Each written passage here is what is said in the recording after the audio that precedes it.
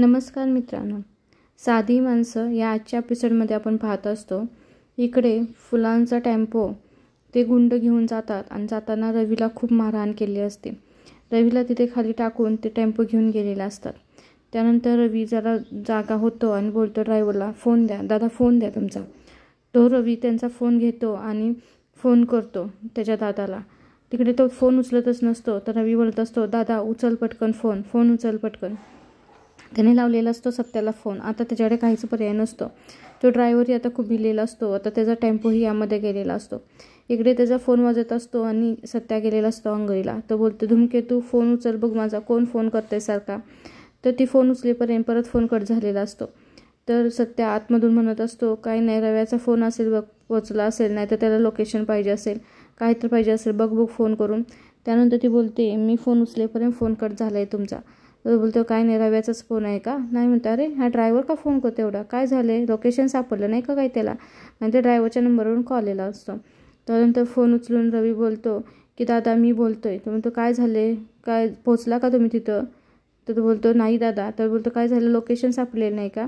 तर तो बोलतो, आता लोकेशन सापडूनही काही उपयोग नाही, कारण की आता आपला फुल आणि टेम्पो दोन्ही चोरीला गेले आहे. हे ऐकल्यानंतर सत्या बोलतो, काय काय म्हणतोयस तू, नीट सांग, मला काहीच कळत नाही. त्या रवीला खूप जास्त लागलं असल्यामुळे त्याला बोलता येत नसतो. तो बोलत असतो, अरे 2 गुंड आले होते, त्या गुंडांनी आम्हा दोघांना खूप मारहाण केली आणि आपला टेम्पो चोरीला पळवून घेऊन गेले. रवीचं बोलणं ऐकून मात्र हे दोघे मात्र खूप शॉक झाले होते. असं कसं टेम्पो कोण घेऊन गेलं, नक्की काय झालंय, विषय तर काय आहे, असं तो विचारत असतो. तर रवी जी घडलं ते सगळं सांगतो की टेम्पो पंक्चर झालेला म्हणून आम्ही खाली उतरलेलो. तेवढ्यातच तिथे 2 गुंड आले. त्या गुंडांनी आम्हा दोघांना खूप मारलं आणि टेम्पो घेऊन गेले. दादा मला खूप लागलं आहे, आता मला बोलताही येत नाही, असं तो सांगत असतो. सत्या बोलत असतो, तू काळजी करू नको, तू कुठं आहेस ते सांग, मी येतो तिथे. तुला काय झालंय, इतका तू अशा आवाजात का बोलत आहेस, तुझं खूप दुखतंय का, तुला खूप मारलंय का, असं तो विचारत असतो. इकडे रवीला मात्र काही बोलता येत नसतं. तो बोलत असतो, दादा आता मला काहीच बोलता येत नाही, आता इथपर्यंत मी केलं आहे, आता इथून पुढे तुझं तू बघ, असं बोलतो तो आणि पुढे चक्कर येऊन खाली पडतो. त्यानंतर त्याच्याजवळ असलेला ड्रायव्हर तो फोन हातामध्ये घेतो आणि बोलत असतो, दादा थांबा, काय होते तुम्हाला, चक्कर येते का, असं बोलतो. आणि तो फोन ड्रायव्हर हातामध्ये घेतो आणि बोलतो, साहेब अहो त्यांना काहीच बोलता येत नाही, तुम्ही लवकर या इकडे, असं बोलतो. तर सत्या विचारतो, तुम्ही आहे तरी कुठं, नक्की कुठल्या जागी आहात, मला सांगा, आम्ही तिथं येतो. त्यानंतर तो ड्रायव्हर ॲड्रेस सांगतो की या ठिकाणी आहे, तुम्ही या इथे म्हणून, आणि फोन ठेवला जातो. त्यानंतर तो रवीला बोलत असतो, तुम्ही दादा काळजी करू नका, साहेब यायला लागले आहेत, काळजी करू नका तुम्ही, आपण लवकर डॉक्टरकडे जाऊ, असं तिथं बोलत असतो. सत्याचं आणि हे मीराचं बोलणं मात्रच निरोपानं खरंच ऐकलेलं असतं, कारण की ते मागवायचं असते की यांच्याबद्दल काय ऐकायला भेटतं काही नाही, तर ही पण त्या प्लॅनमध्ये सामील असू शकते, असंही असू शकतं. रवी फोनवरती बोलत बोलत चक्कर येऊन खाली पडलेला असतो आणि त्याला काहीच बोलता आलेलं नसतं. मात्र त्यानं जे काही असतं ते सगळं दादाला त्याच्या फोनवरती सांगितलेलं असतं. त्यानंतर ड्रायव्हरनेही फोन घेऊन त्यांना ते लोकेशन पाठवलेलं असतं. त्यामध्ये लवकरच आता तिथे येतील आणि रवीलाही दवाखान्यामध्ये घेऊन जाते. सत्या तो फोन ठेवत असतो. फोन ठेवतानाच बोलतो, धूमकेतू आता मला जावं लागेल, बघावं लागेल कोणी आपला टेम्पो चोरला आहे. तर मीरा बोललेली असते, असं कोण करू शकतं, फुलांचा टेम्पो का कोण चोरतोय, काय विषय असेल हे त्यांनाही कळत नसतं. त्यानंतर तिथे रवी मात्र खाली पडलेला असतो आणि सत्या फोन ठेवत बोलत असतो की तू काळजी करू नको, मी लवकरच येतोय तिथं, असं त्याला सांगतो. आणि सत्या बोलतो, मी आता जाऊन येतो, कुठं आहे. रवी बघतो आणि तो टेम्पोही कुठं गेला आहे पाहतो. तर मीरा बोलते, नाही मी पण येणार तुमच्याबरोबर, मला पण बघायचं आहे कुठं गेला आहे टेम्पो, आपण दोघे मिळून शोधू, असं बोलतो ठीक आहे चलावर, असं बोलून सत्याही कपडे घालतो आणि जाण्यासाठी निघतो. हे सगळं निरोपानं ऐकलेलं असतं. निरोपा आता हॉलमध्ये त्या दोघांना अडवून विचारते, काय रे कुठं निघाले तुम्ही? तर सत्या बोलतो, आता तू वाटेत येऊ नको, ही वेळ नाही बोलायची. ती बोलते, मी सगळं ऐकलं आहे, काय झाले माझ्या रवीला सांग, माझ्या रवीला काय केले तुम्ही सांगा, ही जी आहे का नाही सगळं संकट आणणारी ही तुझ्यामुळे झाली सगळं, असं तिला बोलत असतो. तर ते डबल संकट बाई नाही, हिच्यामुळे तर सगळं होते, काय गरज होती काय गरज होती माझ्या रवीला टेम्पो घेऊन पाठवायची, असं तो बोलत असतो. आणि ती दंगा करून सगळ्यांना बाहेर हॉलमध्ये बोलवून घेते. रिया ये इकडं, तुझ्या रवीला काय झाले बघ, अहो इकडे या, असं करून सगळ्यांना घरातल्यांना बाहेर बोलवून घेते. आणि कोणाला काही माहिती नाही तरीही ते सगळ्यांना माहिती करून देते.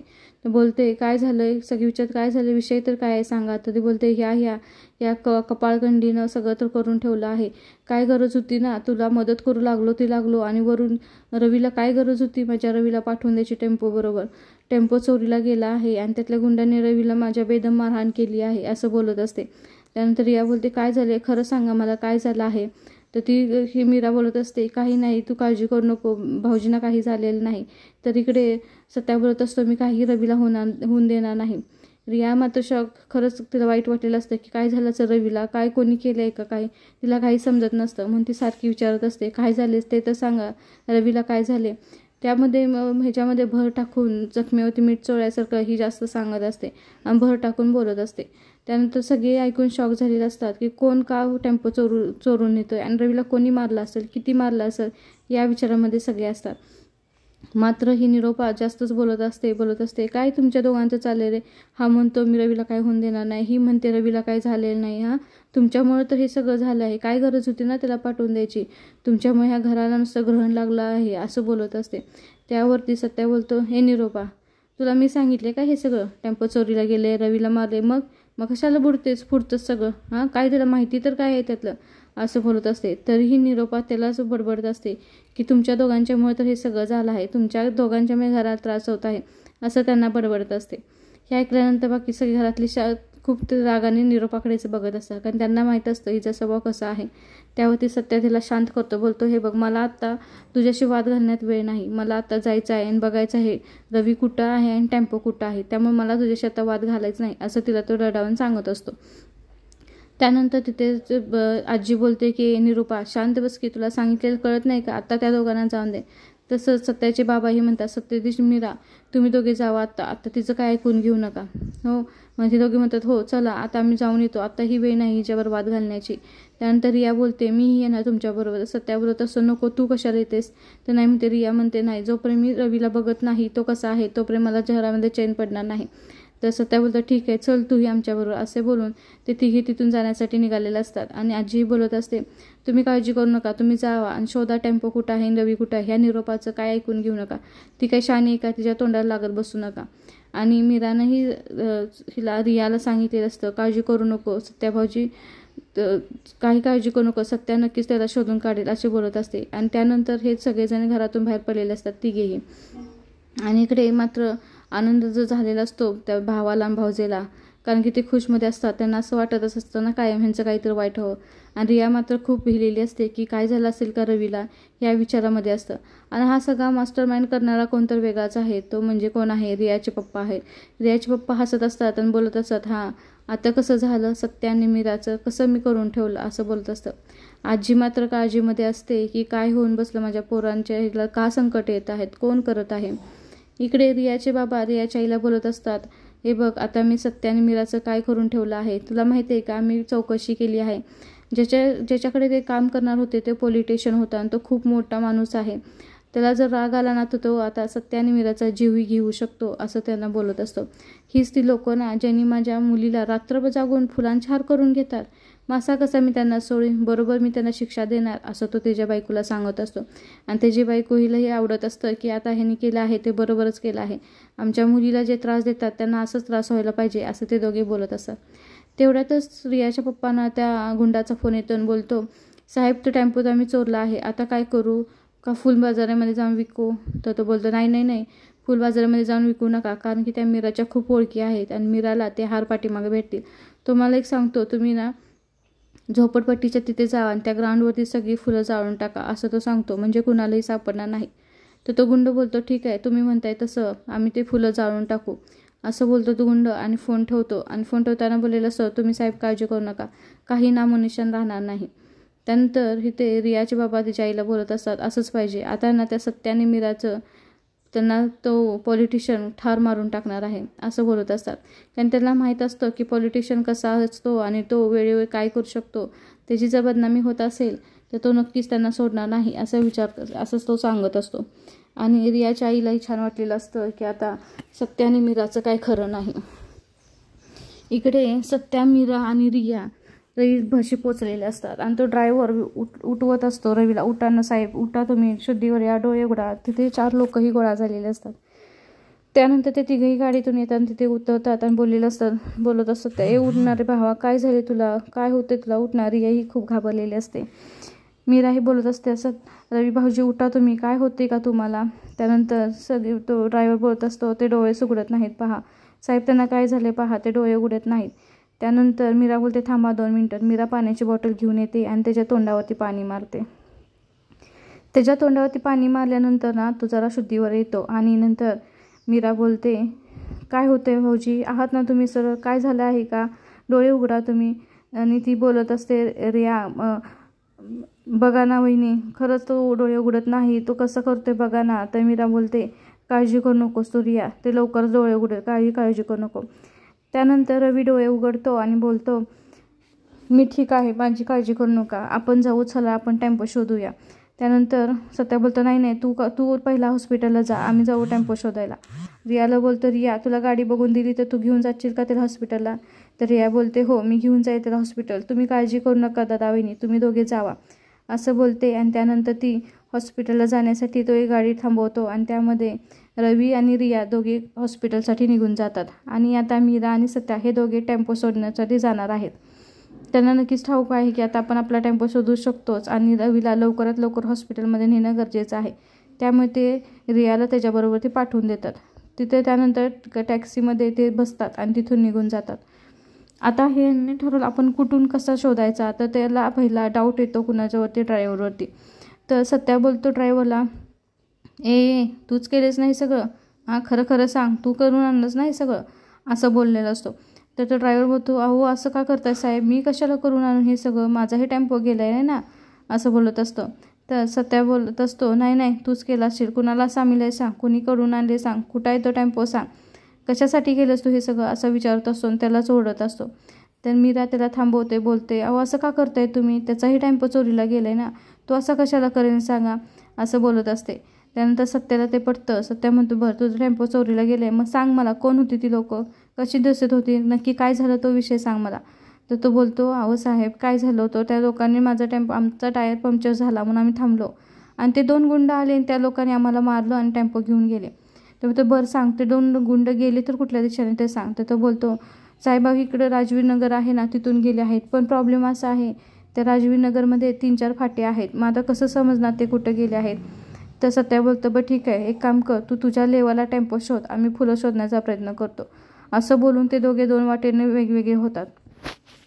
सत्या आणि मीरा त्यांच्या गाडीमध्ये बसतात आणि निघण्यासाठी निघतात. तर ते बोलतात चल आता आपण पहिला राजवीर नगरमध्ये जाऊया, त्यानंतर तिथे शोधूया आपण आपल्याला कुठं सापडेल ते टेम्पो, असे बोलून ते गाडीमध्ये बसून चाललेले असतात. आणि ते बसल्यानंतर त्यांनी नंतर ड्रायव्हरला सांगितलं असतं की तुझ्या पद्धतीने तूही तुझे कॉन्टॅक्ट साधून लोकांना फोन करून तुझा नंबर टेम्पोचा देऊन लवकरात लवकर शोधण्याचा प्रयत्न कर, आम्ही शोधू, असे बोलून त्याला तो भरोसा देतो आणि तुझाही टेम्पो सापडेल, काळजी करू नको तू, असं बोलतो आणि ते तिथून निघून जातात.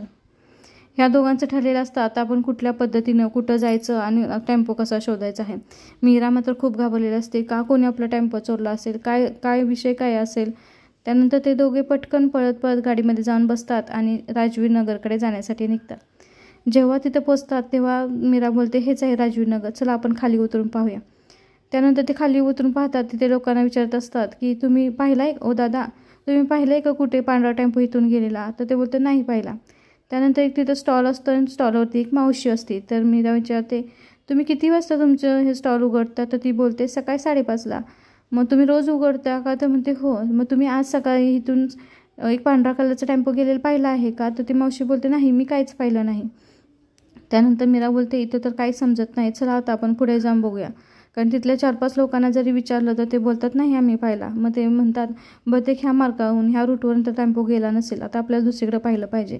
म्हणून ते दोघे टेम्पो शोधण्यासाठी गाडीमध्ये परत बसतात आणि दुसऱ्या रूटवरती चाललेलं असतात. दुसऱ्या रूटवरती चालत असताना मीरा पात्र त्याला म्हणत असते आता काय करायचं आपण, कसा शोधायचा टेम्पो, अहो 8 वाजले आता, आपल्याला कसं सापडणार. तर सत्या बोलतो काळजी करू नको, अजून 1 तास आहे, आपल्याला सापडेल, 1 तासामध्ये आपण शोधून काढू आपला टेम्पो. त्यानंतर मीरा बोलते एक काम करूया का आपण पोलिसांना विचारूया का, पोलिसांची मदत घेऊया का. तर सत्या बोलतो नाही, पोलिसांची मदत घ्यायची नाही, मला पोलिसांच्यावरती विश्वास नाही. तर ती बोलते का, असं का बोलताय तुम्ही. तर तो बोलतो विसरलीस का तू पोलिसांनी काय केलं होतं. माझ्या वडिलांना काळं फासलं होतं, माझ्या दादाची वरात काढली होती आणि माझी काही चुकी नसताना मला 2 वेळा त्यांनी तुरुंगात टाकलं होतं. मला त्या पोलिसांचे विश्वास नाही आणि मी पोलिसांना काही कळवणार नाही. ती मीरा बोलते मग काय करायचं. तर तो बोलतो हे बघ आपल्याकडे वेळ खूप कमी आहे, आपल्याला टेम्पो शोधायचा आहे, आपल्याला पोलिसांच्या जायला वेळ तर नाहीच आहे आणि मला विश्वासही नाही, मला विश्वास फक्त माझ्यावरती आहे आणि मी माझा टेम्पो शोधून काढेनच, तू काळजी करू नको धुमकी तू, असा म्हणत असतो. मीरा तिकडे तिकडे पाहत असते. तर सत्या बोलतो, काय पाहतेस तू? तर मीरा बोलते, मी पाहते इथे कुठे CCTV आहे का रस्त्यावरती, त्यातून तर आपल्याला समजेल, पण इथे कुठे CCTV नाही, असं त्या तुमचं बोलणं चाललेलं असं. तेवढं तर सत्याचा सारखा फोन वाजत असतो आणि तो फोन घेत नाही, उचलून पुढे बॉनेटवर ठेवतो. तर मीरा बोलते, काय झाले, कुणाचा फोन आहे, घ्या तुम्ही. तर तो बोलतो, नाही जिगरचा फोन आहे. तर ती बोलते, घ्या ना मग तुम्ही. तर म्हणतो, मी त्याला आता काय सांगू. तर ती बोलते, तुम्ही हो 1 मिनिट काम करा माझं, तुम्ही गाडी बाजूला घ्या. हे बघा, त्यांनी आपल्याला ऑर्डर दिली ना, त्यांनी आपल्यासाठी एवढं केलं, त्यांनाही टेन्शन येत असेल ना आपण अजून का पोचलो नाही. जे काय आहे ते खरं खरं सांगायला हवं असं मला वाटते. मग बोलतो सत्या, बरं ठीक आहे, तू म्हणतेस ते बरोबर आहे. मग तो गाडी बाजूला घेतो आणि फोन उचलतो. तर तिकडून फोनवरती बोलत असतं, अरे जिगर, यायलाच लागलो आहे आम्ही, काय विषय झाला तुला सांगतो, असं बोलत असतो. पण फोनवरती जिगर नसून तो पॉलिटिशियन बोलत असतो. बोलतो, काय रे, कुठं आहे रे तुम्ही, असं मोठ्या आवाजामध्ये बोलतो. हे मात्र भेटतात. तो बोलतो, कोण बोलताय तुम्ही. तो बोलतो, विसरलास का मी कोण बोलते ते.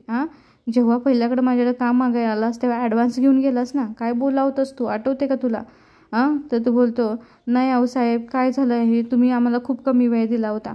त्या कमी वेळामध्ये आम्ही दिवस बघितले नाही, रात्र बघितलं नाही, सण बघितलं नाही, वार बघितलं नाही. आम्ही रात्रभर जागून तुमची ऑर्डर पूर्ण केली आणि ती ऑर्डर पूर्ण करून आम्ही टेम्पो तुमच्या इकडे पाठवलाही होता. पण तो टेम्पोमध्येच चोरी झाला. हे ऐकल्यानंतर तो पॉलिटिशियन म्हणतो, काय चोरी झाला. टेम्पोमध्ये काय सोनं बी नव्हतं का काय, काय सांगतोयस मला तू, फुलांचा हार काय कोण टेम्पो चोरी करतो का, असं तो पॉलिटिशियन बोलत असतो. तर इकडे तो बोलतो, सत्याव खरं सांगते मी तुम्हाला, खोटं कशाला सांगेन, खरंच आम्ही एवढं जीवाचं रान केलं होतं आणि फुलांचे हार केले होते, पण टेम्पो कोणी तर चोरला आहे. तर तो बोलत असतो, मला काय खुळाबी समजतोस का काय, आलो तस इकडे काम मागायला, ॲडव्हान्स घेऊन गेलास, बोलला शब्द देतो तुम्हाला, मी शब्द पाळतो, मी वेळेवरती तुम्हाला आणून पोचेल, अजिबात वेळ घालवणार नाही. तर तो तिकडून त्याला ओरडत असतो. तर सत्या बोलतो, अहो विचारा तुम्ही, जिगरला विचारा, जिगरला काय अख्ख्या सांगलीत विचारा, सत्या त्याच्या शब्दाला किती पाळतो, त्यानं जी काम सांगितले तो वेळेवरच कळतो, असं बोलत असतो. पण पॉलिटिशियन मात्र त्याला आठवण करून देत असतो की तू बोलला होतास मी सांगितलं टायमिंगवरती टेम्पो आणून देईन म्हणून, फुले आणून देईन म्हणून, पण तो कुठं आहे आता. हे बघा, तो बोलतो पॉलिटिशियन, काय रे, कुठल्या अपोजिशन पार्टीला तू जोडायस, किती पैशाची ऑफर दिली तुला. मला माहिती आहे तुमच्यासारखी लोक काय करतात, ते वेळेवरती टेम्पो पोचवणार नाहीच, फुलं भेटणार नाहीत आणि माझं नुकसान करून ठेवणार. सांग कुठल्या ऑपोजिशन पार्टीला तू मिळालेला आहेस. तर सत्या बोलतो, होय बघा, मी कुठल्याही ऑपोजिशन पार्टीला मिळालं नाही. मी खरं ते सांगतोय, माझा फुलांचा टेम्पो चोरीला गेलेला आहे आणि मी तो शोधून काढतो, मला तुम्ही थोडा वेळ द्या. मात्र तो पॉलिटिशियन ऐकायला तयार नसतो. तो बोलत असतो, तू मला ओळखत नाहीस, जे तू केलेलं आहेस ते मुद्दाम केलेलं आहेस, आई टायमिंगला मला तोंडावर पाडण्यासाठी केलं आहे आणि नक्कीच तू कुठल्या तर पॉलिटिशियनला मिळालेला आहेस म्हणून हे सगळं केलेलं आहेस. सत्या त्याला समजावून सांगत असतो, पण तो पॉलिटिशियन काय ऐकण्यास तयार नसतो. तो बोलत असतो, आत्ताच्या आत्ता इथं यायचं, नाही तर तुला काय वाटतं मी तुझ्या भरोशावरती राहू. तू फुलं आणून देशील, लग्न होतील, आणि माझं जे होईल नुकसान त्याला कोण जबाबदार राहणार आहे. सत्या बोलतो, एक गोष्ट लक्षात ठेवा, मी ना माझा शब्द पाळतो, मी जो व्यवहार करतो तो पूर्णच करतो, त्यामुळे तुम्ही मला थोडा वेळ द्या, मी थोड्या वेळातच तुमचे फुलांचे हार तुम्हाला तुमच्या जागेवरती आणून पोच करेन, मला थोडा वेळ द्या, असं सत्या त्यांना बोलत असतो. त्यानंतर त्याचं बोलणं ऐकून मीराला मात्र टेन्शन आलं असतं की खरंच आपण शोधू शकू का फुलं, कोणी नेले असतील आपले हार, तर पॉलिटिशियन काय करणार तर नाही ना, आपण तोंड दिलं होतं त्याला, आता तो काय होणार, आपण तोंडावरती पडलं आहे का, असं ती मनामध्ये विचार करत असते. आणि सत्य त्या पॉलिटिशियनला समजावून सांगण्याचा प्रयत्न करत असतो की आम्ही हे मुद्दाम केले नाही, आमच्यावर कोणीतरी गेम केली आहे, आम्ही लवकरात लवकर ते शोधून काढू, असं तो समजावून सांगत असतो.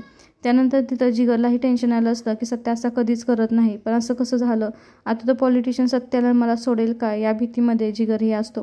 आणि तो मात्र पॉलिटिशियन डोळे मोठे करून त्यांना धमकी देत असतो की मी आता तुम्हाला सोडणार नाही, माझं जे नुकसान केलं आहे, मला जी तोंडावरती तुम्ही पाडले आहे त्याची शिक्षा तुम्हाला नक्कीच मिळेल, असं तो ओढून तिकडून सांगत असतो. त्यानंतर पाठीमागे जिगरही भेलेला असतो, आता काय खरं नाही, आता सत्याचंही खरं नाही माझंही खरं नाही. पुढच्या एपिसोडमध्ये ट्विस्ट असा दाखवलेला आहे की सत्या काय करतो, मोबाईलवरून सगळ्यांना शेअर करतो फोटो, बोलतो हा टेम्पो आहे, या टेम्पोमध्ये आमचे फुलांचे हार आहेत आणि हा टेम्पो तुम्हाला कुठं दिसला तर तुम्ही लगेच कळवायचं आहे, मला मेसेज करायचा आहे, असं बोलून तो सगळीकडे तो फोटो शेअर करतो. त्यानंतर तो टेम्पो कोणाकोणाला दिसतो आणि तो लगेच सत्याला मेसेज करतात आणि त्या लोकेशनवरती हे दोघे जातात. त्यानंतर आपल्याला पाहण्यास मिळेल की उद्याच्या भागामध्ये की तो टेम्पो जेव्हा सत्या गाडीमध्ये आडवी घालून टेम्पो थांबवतो आणि मीरा जेव्हा त्या गाडीतून उतरते आणि टेम्पो उघडून पाहते तर काय, तर तो टेम्पो रिकामा आहे आणि त्यामध्ये फुलांचे हार नाहीत. आता आपल्याला नक्कीच पाहायला आवडेल की नक्की ते फुलांचे हार कुठे गेले का त्या गुंडांनी जाळे आता ते हार भेटतील का नाही आणि सत्य आणि मीराला तो पॉलिटिशियन काय शिक्षा देईल हे आपण नक्कीच उद्याच्या भागामध्ये पाहू. त्यासाठी तुम्हाला कंटिन्यू उद्याच्या भागाची वाट पाहावी लागेल आणि हा एपिसोड कंटिन्यू पाहावा लागेल. हा एपिसोड इथं संपणार आहे कारण की आपल्याला दिसत आहे हा फक्त आणि फक्त रिकामा टेम्पो.